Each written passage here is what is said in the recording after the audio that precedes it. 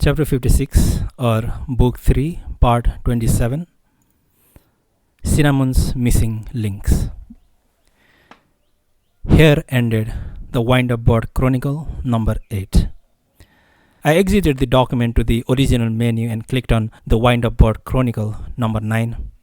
I wanted to read the continuation of the story, but instead of a new document, I saw this message. Access denied to the Wind-Up Board Chronicle number 9 based on code R24. Choose another document. I chose number 10, but with the same results. Access denied to the Wind-Up Board Chronicle number 10 based on code R24. Choose another document. The same thing happened with number 11 and with all the other documents, including number 8. I had no idea what this code R24 was, but it was obviously blocking access to everything now. At the moment I had opened the Wind-Up Board Chronicle number 8, I probably could have had access to any one of them. But number 8, having been opened and closed, the doors were locked to all of them now. Maybe this program did not permit access to more than one document at a time. I sat in front of the computer, wondering what to do next. But there was nothing I could do next. This was a precisely articulated world which had been conceived in Cinnamon's mind and which functioned according to his principles. I did not know the rules of the game. I gave up trying and shut down the computer. Without a doubt, the Wind-Up Board Chronicle number 8 was a story told by Cinnamon. He had put 16 stories into the computer under the title The Wind-Up Board Chronicle, and it just so happened that I had chosen and read number 8. Judging from the length of the one story, 16 such stories would have made a fairly thick book if set in type. What could number 8 signify? The word chronicle in the title probably meant that the stories were related in a chronological order. Number 8 following number 7, number 9 following number 8, and so on. That was a reasonable assumption, if not necessarily true. They could just as well have been arranged in a different order. They might even run backward from the present to the past. A bolder hypothesis might make them 16 different versions of the same story told in parallel.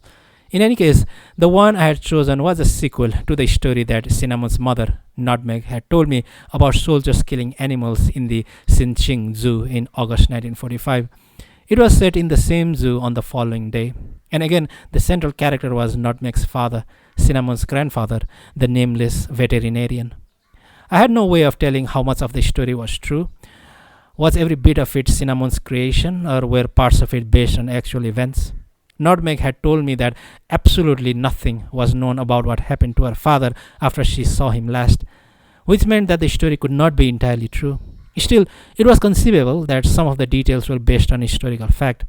It was possible that during such a time of chaos, a number of cadets from the Manchukuo Army Officer Candidate School were executed and buried in a hole in the Sinching Zoo, and that the Japanese officer in charge of the operation had been executed after the war.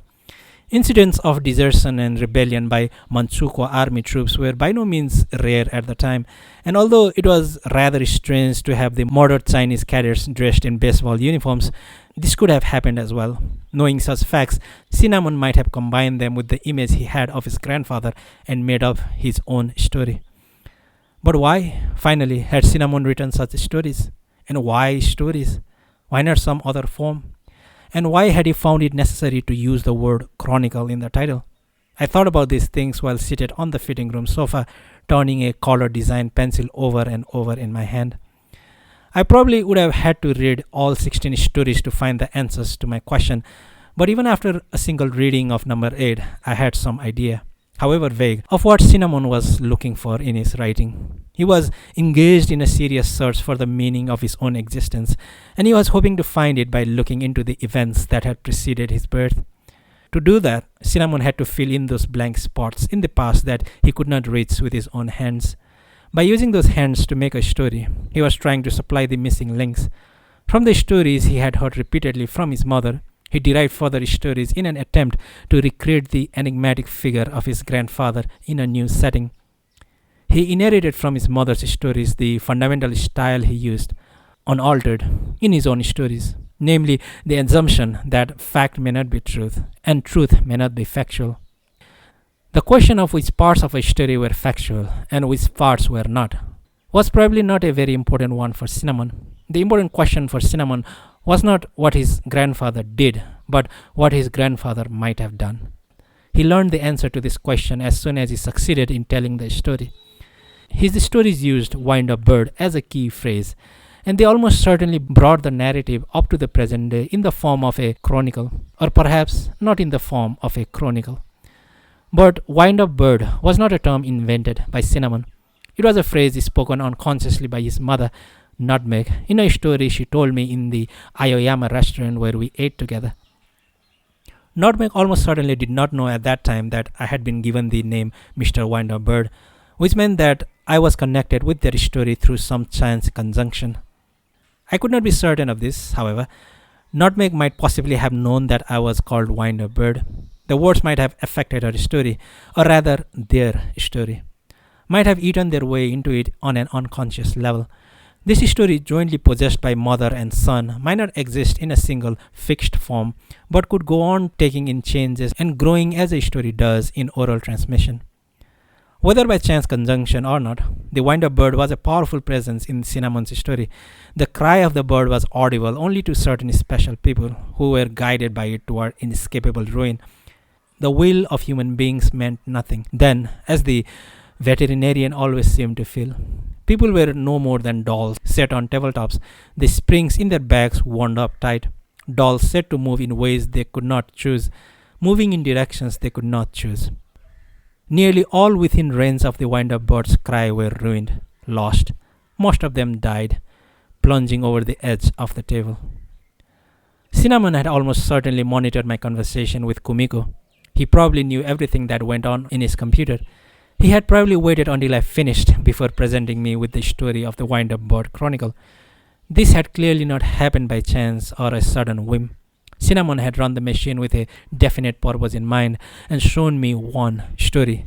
He had also made sure I knew that there might possibly exist a whole huge cluster of stories. I lay down on the sofa and looked at the ceiling of the fitting room in the half dark. The night was deep and heavy, the area almost painfully quiet. The white ceiling looked like a thick white cap of ice that had been set on top of the room. Cinnamon's grandfather, the nameless veterinarian, and I had a number of unusual things in common. A mark on the face, a baseball bat, the cry of the wind-up bird. And then there was the lieutenant who appeared in Cinnamon's story. He reminded me of Lieutenant Mamiya. Lieutenant Mamiya had also been assigned to Kwangtung Army headquarters in Xinqing at that time. The real Lieutenant Mamiya, however, was not a paymaster officer, but belonged to the map-making corps. And after the war, he was not hanged. Fate had denied him death at all, but rather returned to Japan, having lost his left hand in battle. Still, I could not shake off the impression that the officer who had directed the executions of the Chinese cadets had really been Lieutenant Mamiya. At least, if it had been Lieutenant Mamiya, that would not have been the least bit strange. Then there was the problem of the baseball bats. Cinnamon knew that I kept a bat in the bottom of the well, which meant that the image of the bat could have eaten its way into its story the same way the words wind-up bird chronicle could have. Even if this was true, however, there was still something about the bat that could not be explained so simply. The man with the guitar case who attacked me with the bat in the entryway of the abandoned apartment house. This was the man who had made a show of burning the palm of his hand in the candle flame in a bar in Sapporo, and who later hit me with the bat, not only to have me beat him with it. He was the one who had surrendered the bat to me. And finally, why did I have burned into my face a mark the same color and shape as that of Cinnamon's grandfather? Was this too something that came up in the story as a result of my presence having eaten its way into it? Did the actual veterinarian not have a mark on his own face? Nutmeg certainly had no need to make up such a thing in describing her father to me. The very thing that had led her to find me on the streets of Shinjuku was his mark that we possessed in common. Everything was intertwined with the complexity of a three-dimensional puzzle, a puzzle in which truth was not necessarily fact, and fact not necessarily truth. I stood up from the sofa and went to Cinnamon's small office again. There I sat at the desk, elbows resting on the table, and stared at the computer screen. Cinnamon was probably inside there. In there, his silent words lived and breathed as stories. They could think and seek and grow and give off heat. But the screen before me remained as deep in death as the moon, hiding Cinnamon's words in a labyrinthine forest. Neither the monitor's screen nor Cinnamon himself behind it tried to tell me any more than I had already been told.